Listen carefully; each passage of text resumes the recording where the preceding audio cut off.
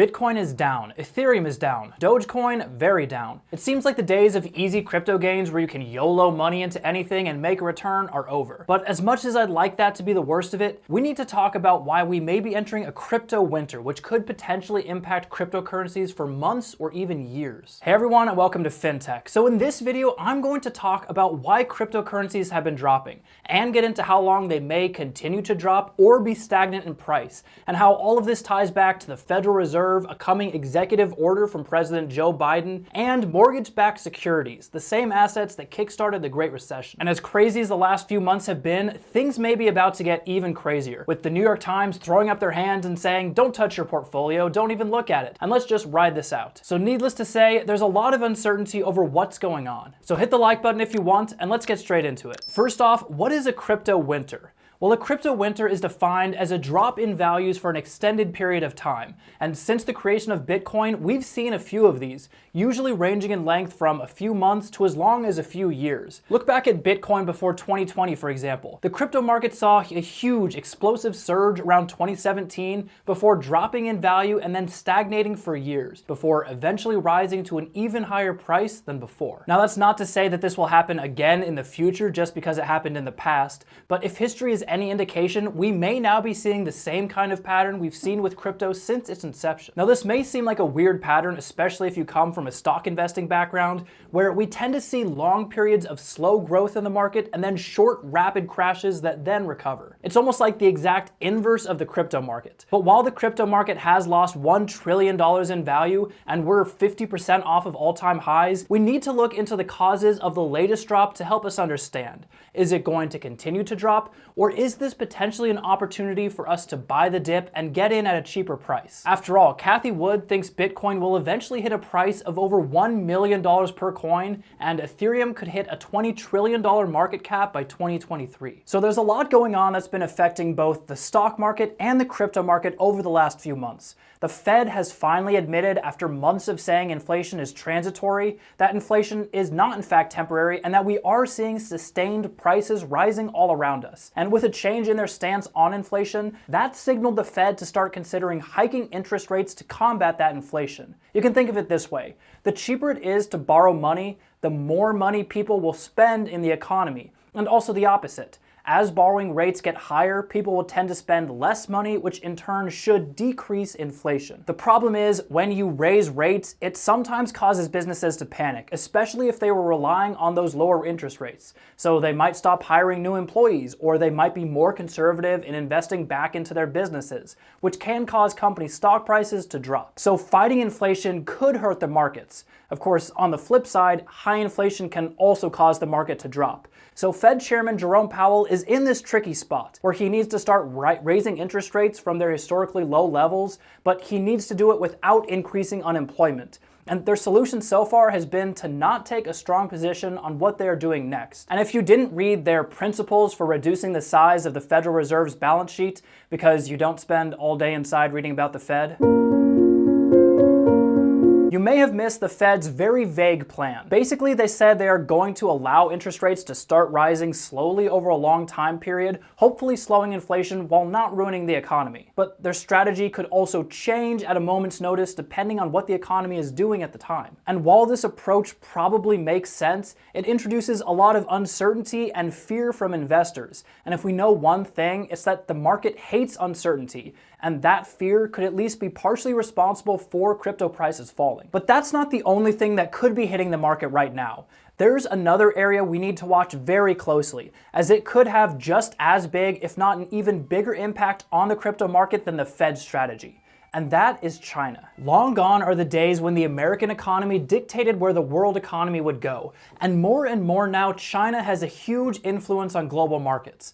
Now, we know China's been cracking down on Bitcoin mining. In 1 week in June of 2021, more than 70% of their crypto mining capacity went offline amid a government crackdown. But that mining capacity just ended up moving elsewhere in the world, so the lost mining wasn't that big of a deal. The bigger impact of that event was it showed China's less and less friendly stance when it came to cryptocurrencies. And of course, that's on top of them outright banning crypto trading and mining within the country. Now, so far, not too many countries have followed China's China's lead here. Although, as we'll talk about in a minute, Joe Biden is considering an executive order on cryptocurrencies. But China is doing something to impact the stock and crypto market alike that is having a much larger effect on them than even banning cryptos outright. You may have heard the news that Evergrande, a property giant in China with over $300 billion in liabilities, failed to meet interest payments to their investors. But Evergrande is really just the tip of the iceberg when it comes to Chinese borrowing. See, China's been in the middle of a real estate boom for basically the last decade, completing construction on 88 buildings over 650 feet tall in 2018 alone. This has been driven by a massive growth in their city populations, as many have moved from the more rural areas of the country and into one of China's megacities. But with that growth came a massive rise in inequality in China. The rich real estate owners got richer while everyone else was left behind. There are people in China living in incredibly luxurious penthouses with multiple condos, and there are others barely getting by. It's kind of like a Hallmark movie where the small town girl moves to the big city and then bam, real estate prices double and she can't afford to live anywhere, so she goes back home and never meets her prince. The housing bubble has been driven mainly by rampant speculation on housing prices in the country. But unlike in the US, where real estate is just one of many assets that people own, in China, people basically use their homes like a giant piggy bank. According to estimates from Moody's, 70 to 80% of Chinese household assets are tied to real estate. But in an effort to combat the rising inequality, the government in China is actively working to drive down real estate prices, what's become known as the 3 red lines policy.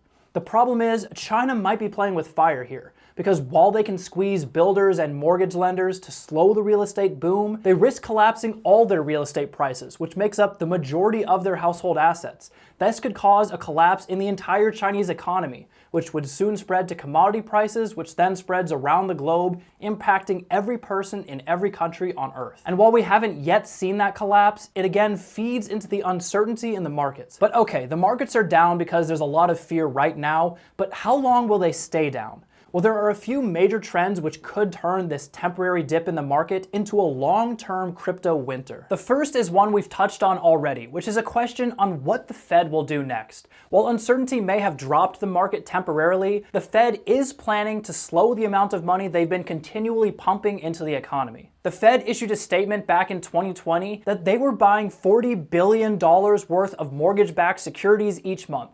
You know, the things that helped crash the market in 2008 and kickstart the Great Recession. But recently, they've also talked about selling off those securities instead, leading some experts to worry it could impact housing prices. And as the Boston Fed's Eric Rosengren warned, boom and bust cycles in the housing market could threaten the rest of the economy. It's honestly insane how many different opinions there are on what effect any action by the Fed will have on the economy. As far as I can tell, the reason there's so much uncertainty and the Fed won't tell us anything about what's going to happen is because no one really knows what's going to happen. It's like playing pin the tail on the donkey, only you don't know where you get the tail from and you're not sure if it's a picture of a donkey or a live tiger in the room with you. But I don't think there's any doubt that the wrong Fed policy could absolutely negatively affect the long-term price of cryptos. Even though cryptos theoretically act as their own cryptocurrency, the dollar is still the reserve currency of the world, and so it does have a direct impact on assets worldwide. But it might take months before we get any kind of clarity on what will happen with the Fed, and there is a much more immediate issue that could directly affect crypto prices and potentially start a crypto winter all on its own.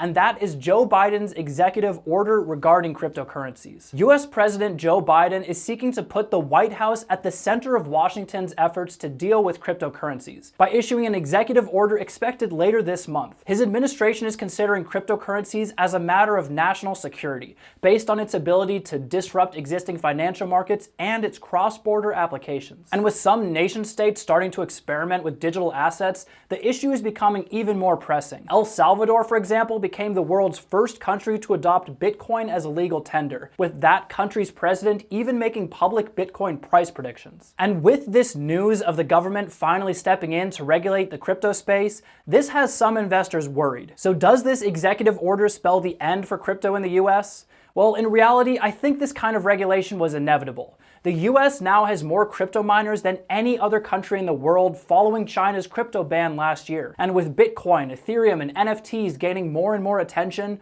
regulators kind of had to make a move eventually. But while an executive order sounds like a pretty scary thing, let's look at what the order is actually going to do. A person familiar with the plan told Barron's that the order was designed to look holistically at digital assets and develop a set of policies that give coherency to what the government is trying to do in the space. And the goal of this order is really to ask federal agencies to study the risks and opportunities crypto presents and then report back to the White House in the second half of 2022. So really, this is just an order asking other agencies to start studying the issue, which will then lead to reports that could inform actual regulation. But regulation isn't necessarily a bad thing for crypto. Security regulators say crypto scams are the biggest threat to investors right now, and regulations could help curb those kind of issues. After all, it's not hard for anyone right now to just create their own token and start promoting it online, or mint an NFT and sell it without providing any real value. In fact, Coinbase even called for the US to create a new regulator to oversee digital asset markets, saying that clear rules that every company has to abide by will help the industry grow as a whole. And this matches the latest reports coming out of Russia as well, where the central bank there called for the country to follow China's lead and just ban Bitcoin outright, but President Vladimir Putin has signaled his support to regulate cryptos rather than banning them. And the fact that Russia and the US are both starting to take a stand on regulation seems to be more than just a coincidence. And one chief executive even suggested that the two countries are competing to see who can accept and regulate cryptos at a federal level first. A sort of space race 2.0, or a crypto race. So while regulations in the short term could definitely have a negative impact on crypto's prices, it's likely the uncertainty around regulation that causes even more harm. And there's a good chance that US regulations could open up new opportunities for cryptos, such as a Bitcoin ETF, which has long struggled to become a reality, with the closest thing we have being an ETF that tracks Bitcoin futures. Part of the trouble here has been getting Wall Street on board with offering crypto-backed securities without any clear regulatory framework. With the CEO of MicroStrategy, Michael Saylor, who is also a prominent Bitcoin evangelist, saying clear crypto regulations would speed up institutional adoption. So with all this uncertainty in the market, it makes sense that cryptos have been falling. What's going to happen with the Fed, with China? What action will Joe Biden take? What about Russia? A lot of this is too early to say, and if things go wrong, we could very well be stuck in a crypto winter for months or even years to come. But I am at least somewhat optimistic that as these uncertainties could clear over the next 12 months, the crypto winter may end up being shorter lived than some of those we've seen in the past, and may not even last long enough to qualify as a full winter. But if you're looking for one place where you can actually make money in crypto right now, you can sign up for Voyager using the link in the description. It has a great mobile app for buying and selling, and you get $25 in free Bitcoin when you trade $100. Don't forget to like and subscribe, and I'll see you next time.